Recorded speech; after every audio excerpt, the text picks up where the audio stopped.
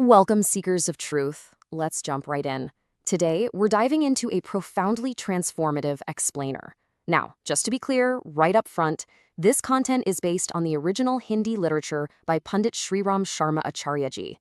Specifically, we're unpacking the profound wisdom of a book called Jan Seva Mein Badhayan, Abam Badkau. Together, we're going to uncover the completely internal, kind of hidden battles of true public service. We usually think of serving others as this purely external thing, right? Like doing stuff out in the physical world. But as we're about to see, the real obstacles, the highest mountains we actually have to climb, are buried deep inside our own minds. Like the text says, service is the mirror of the soul. So here's our roadmap for this inner journey today. We've got 6 chapters: the call to serve, the test of dedication, traps of ego and fame, the illusion of perfection, silent, constructive service, and finally, victory of the inner self. Let's just use these as guiding principles to navigate the currents of the inner self. All right, starting with Chapter 1, the call to serve, understanding the fleeting nature of life. Why do we even need to serve in the first place? Well, time is literally ticking away. Every single day is a reminder that our time here is strictly limited. If we spend all of it just chasing our own selfish desires, we're missing out on a massive divine opportunity for our soul's evolution. Public service, or lok seva, is honestly so misunderstood today.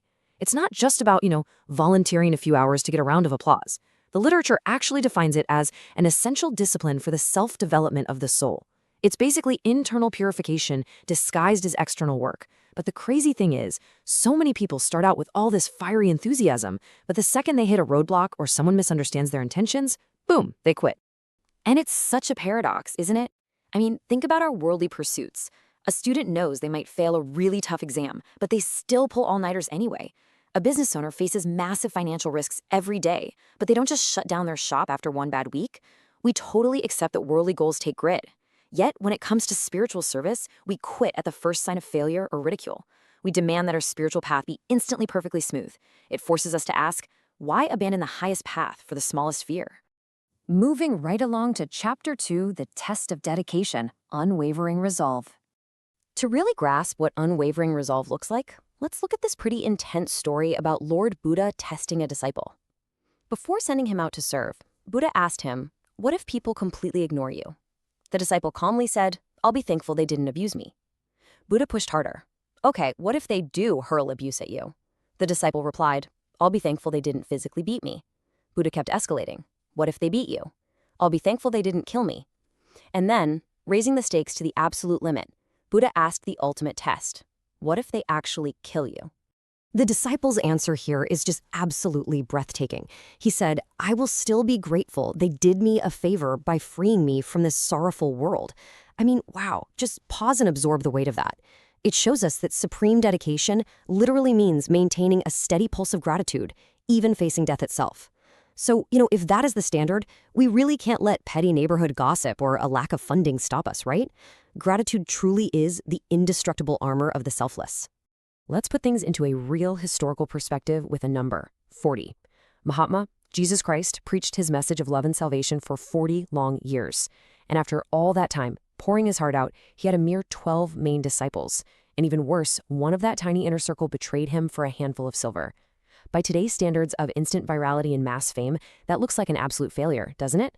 But his quiet, relentless perseverance completely changed human history. True impact absolutely outlives immediate failure. We've got to stop obsessing over quick, visible results and just trust the work. All right, Chapter 3, Traps of Ego and Fame, the Internal Saboteurs. Having seen what true dedication is, we have to look out for the traps that can completely ruin it. The text highlights a really stark difference between a genuine servant of the people, a true lok sevi, and an ego-driven worker. A genuine servant works purely from deep empathy. They just do what needs to be done and ignore the empty criticism. But the ego-driven worker, they twist this sacred act into a toxic power grab. They create political factions, they scheme, they desperately seek the spotlight. As the text brilliantly points out, they start finding mountain-sized flaws in everyone else, completely ignoring the giant flaws within themselves. Ego literally turns service into a battleground. And the literature actually hits us with a really chilling question here. Imagine a rival public servant, someone you kind of butt heads with. If their house caught on fire, would your heart instantly rush to put it out with pure compassion? Or is there a tiny, dark part of you that secretly hopes it burns to the ground? Yeah, it's a super heavy question, but it's necessary. Because hatred burns the servant before it burns the enemy. If you're harboring that kind of malice or envy, it totally hollows out the spiritual purity of whatever good you're doing publicly. Moving on to Chapter 4, the illusion of perfection. Waiting is wasting. This is probably the biggest, most insidious excuse we all make. I'm just not ready yet. But the original text drops this absolute truth bomb. Only the one free from worldly bonds is perfect. Seriously, if you were totally flawless with zero defects and perfect wisdom, you wouldn't even be in this mortal world anymore. Every single great historical figure had flaws. So telling yourself you'll serve society when you're completely 100% capable, that's just a clever disguise for inaction. Do not wait for absolute perfection to start your sacred work. The reality of how society improves is found in this chain of upliftment. You really don't need to be a grandmaster to make a difference. An 11th grader is obviously not a college professor, but they are absolutely qualified to teach a first grader, right? A mom with basic education naturally teaches her kid the alphabet. A rookie wrestler can totally train an absolute beginner. Heck, even a thief, someone with obvious moral failings, can still tell a murderer, hey, stealing is bad, but at least don't take a life. You see the beauty of this pattern? Just use whatever tiny bit of light or skill you have right now. You only need to be one step ahead to pull someone up. Chapter 5, Silent Constructive Service. Building without boasting. Let's see how this works in the real world. History is just packed with the incredible power of quiet, heads-down work. Look at the silent builders of society, people like Karalal Shastri, who built the monumental Banastali Vidipith without needing any loud newspaper ads. Swami Keshwanand, starting out as an uneducated shepherd and silently building Sanbariya Vidyapith. Baba Saheb Apte, humbly serving leprosy patients in Pune during a time when folks wouldn't even dare go near them. Anaji building a renowned gym deep in the jungles of Jhansi. These folks completely dodged self-promotion, endless debates, and the hunger for fame. They focus solely on constructive action because, as the text proves, silence builds what noise destroys. And that brings us to our final chapter, Chapter 6, Victory of the Inner Self, the Ultimate Battlefield. This is the crowning realization of the literature. True service, at the absolute highest level, is what's called a sadhan samar. That translates beautifully to the internal spiritual war. It is the continuous silent war against one's own inner flaws to purify the conscience. Listen, the real enemies we face in trying to help the world aren't opposing political parties or rival charities or even ungrateful neighbors.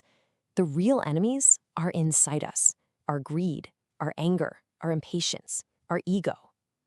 If you're actively fighting that internal war, external roadblocks simply cannot stop you, because at the end of the day, the true warrior conquers himself. So what does this all mean for us? To summarize our journey today, public service is essentially an internal spiritual purification. It polishes the soul. If your motive is genuinely selfless, absolutely no external barrier on earth can hinder your work.